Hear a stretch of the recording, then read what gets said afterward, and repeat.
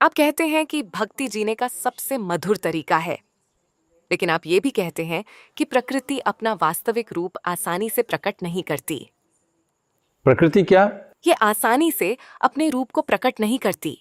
सत्य को समझने के लिए हृदय विदारक साधना करनी होती है।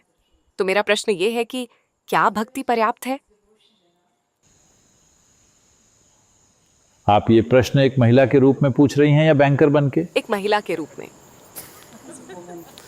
अगर आप महिला हैं तो भक्ति पर्याप्त है। अगर आप बैंकर हैं तो हमें सिर पटकने वाली, दिल तोड़ने वाली साधना करनी होगी। मैं चाहता हूं कि आप समझें कि आपके लिए आध्यात्मिक प्रक्रिया कितनी कठिन होने वाली है। ये आपके द्वारा तय होता है, न कि प्रकृति द्वारा, न ही आपके गुरु द्वारा।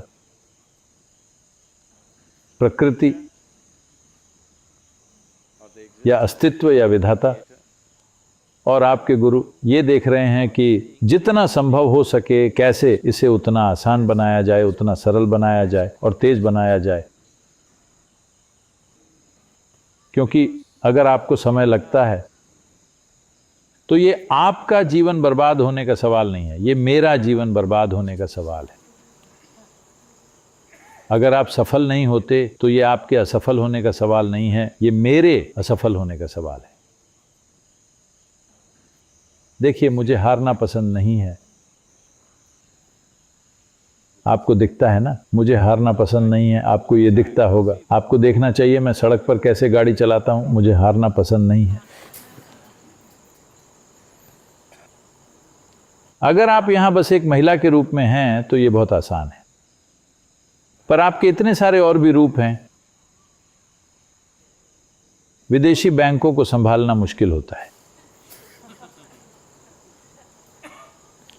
क्योंकि वहां छुपी हुई शर्तें होती हैं। हर एग्रीमेंट में एक छुपी हुई शर्त होती है। वो इतनी छोटी छोटी लिखी होती हैं कि उन्हें पढ़ने में जिंदगी निकल जाए। इसीलिए ज्यादातर लोग बिना पढ़े ही साइन कर देते हैं। तो उन सब छुपी हुई शर्तों को हटा दें, बस यहां एक महिला के रूप में रहें। यह बहुत आसान है। अगर आप यहां सिर्फ एक पुरुष या एक महिला के रूप में हैं तो बस इतना चाहिए। इतनी सारी बातों और फालतू के नाटक दिखावे की जरूरत नहीं है। अगर मैं बस इतना करूं तो आपके लिए यह हो जाना चाहिए। तो भक्ति बुद्धि का एक दूसरा आयाम है जो दुर्भाग्य से आज दुनिया में खत्म होता जा रहा है। वो जो छोटा लड़का वायलिन बजा रहा है वो सिर्फ 16 साल का है। वो अपने पिता की प्रतिभा से ज्यादा पीछे नहीं है, लगभग वहां पहुंच चुका है। बहुत जल्द ही वो अपने पिता की बराबरी पे आने वाला है।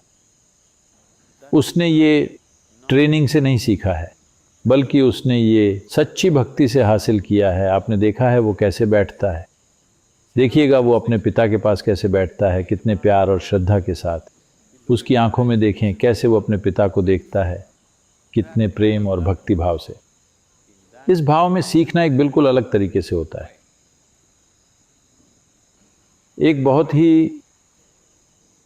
एक अद्भुत संत हुआ करते थे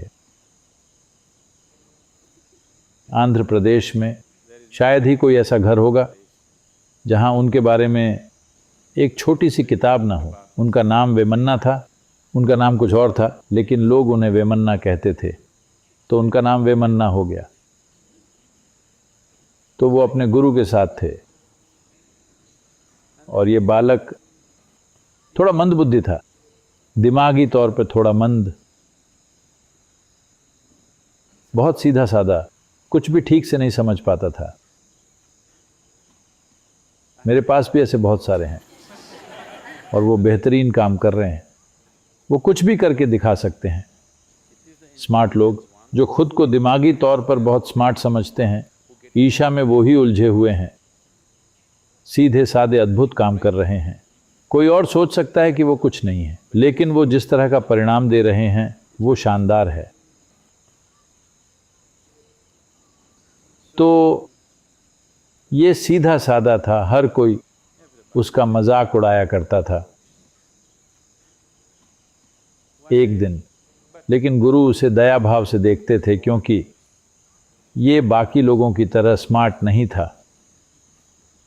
तो एक दिन गुरु को एक खास कार्यक्रम में जाना था, तो वो नदी में नहाने के लिए गए और अपने कपड़े देते हुए बोले, इन्हें हाथ में पकड़कर खड़े रहना, नीचे मत रखना, क्योंकि जमीन गीली है तो कपड़े गंदे हो जाएंगे। नीचे मत रखना, बस तुम पकड़े रहो। तो गुरु नदी में डुबकी लगाकर नहाने के लिए गए, और जब वो वापस आए तो लड़के ने कपड़े नीचे रख दिए थे, कपड़े गंदे हो गए थे।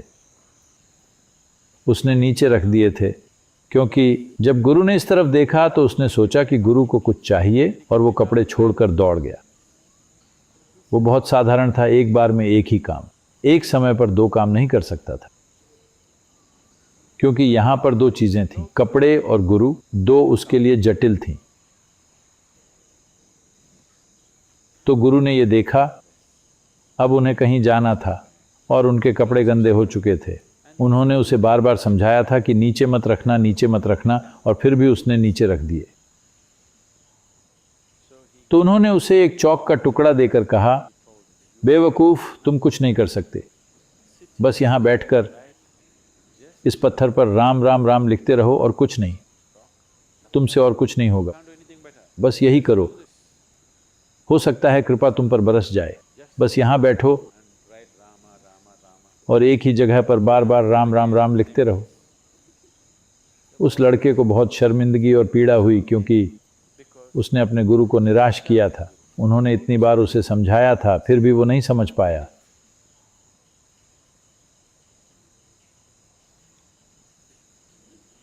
तो उसने लिखना शुरू कर दिया। गुरु जल्दी में वहां से चले गए।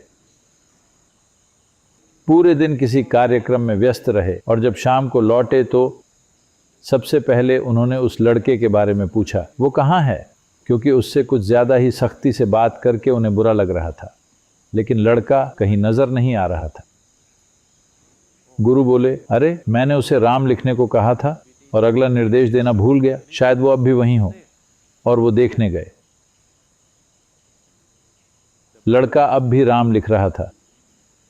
उसकी चौक तो बहुत पहले घिस चुकी थी, उसकी उंगली और अंगूठा यहाँ तक घिस चुके थे, लेकिन वो अब भी लिख रहा था, राम राम राम राम।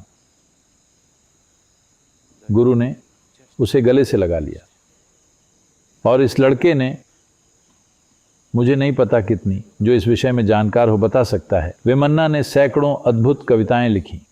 ये कविताएं आज भी, सैकड़ों सालों के बाद भी, आज भी कोई ऐसा तेलुगु भाषी घर नहीं होगा जहां वेमन्ना की कविताओं की कोई किताब न हो। लगभग हर घर में आपको ये मिलेगी। जो भी पढ़ना लिखना जानता है, उनके घर में ये किताब मिल जाएगी। और ऐसा कोई व्यक्ति नहीं होगा जो इन कविताओं से परिचित न हो। अद्भुत कविताएं, उनके भक्तिभाव के रूप में ये उमड़ पड़ी। तो भक्ति ये कर सकती है, क्योंकि भक्ति बुद्धिमत्ता का एक दूसरा आयाम है। भक्ति का मतलब ये है कि आप उस बड़ी बुद्धिमत्ता को समझ गए हैं और अपनी छोटी तार्किक बुद्धि को एक कोने में रखना सीख लिया है। यही भक्ति है। भक्ति का मतलब हर दिन पूजा करना, ये करना, वो करना नहीं है। भक्ति का मतलब बस ये है कि जीवन से आपका जुड़ाव इतना पूर्ण है कि अब आप खुद मायने नहीं रखते। आप जिस चीज़ में शामिल हैं उसके लिए आपका समर्पण इतना पूर्ण है कि आप कौन हैं वो मायने नहीं रखता। तब आप एक भक्त हैं। भक्ति का मतलब आप खुद से खाली हो जाए, ये भक्ति है। और इससे बड़ी कोई बुद्धिमत्ता नहीं है, और इससे अधिक मिठास कहीं नहीं है। जो मिठास एक भक्त महसूस करता है, वो न तो कोई प्रेमी महसूस कर सकता है, न ही कोई सुखभोगी। यहाँ तक कि ये स्वर्ग में भी आपको नहीं मिलेगी। स्वर्ग एक बुरी जगह है, यकीन मानिए। बेहतर होगा कि आप यहीं पालें। उन्होंने बताया है ना कि स्वर्ग में कैसे लोग जाते हैं। ऐसे लोगों के साथ क्या वो जगह अच्छी हो सकती है? ऐसे लोग जिनकी सबसे बड़ी खुशी है बादलों पर फुदकना। ऐसे लोग जो 12 कन्याओं और बेहतरीन भोजन और शराब के ख्वाब देखते हैं। क्या आप अनंत काल तक ऐसे लोगों के साथ रहना चाहेंगे? क्या आप ऐसे लोगों के साथ जीवन बिताना चाहेंगे जो कहीं दूर सिर्फ इसलिए जाना चाहते हैं कि वो वहां शराब की नदियों में से पीना चाहते हैं? प्लीज वहां मत जाइएगा। यही जगह अद्भुत है, आपको किसी दूसरी जगह जाने की जरूरत नहीं है।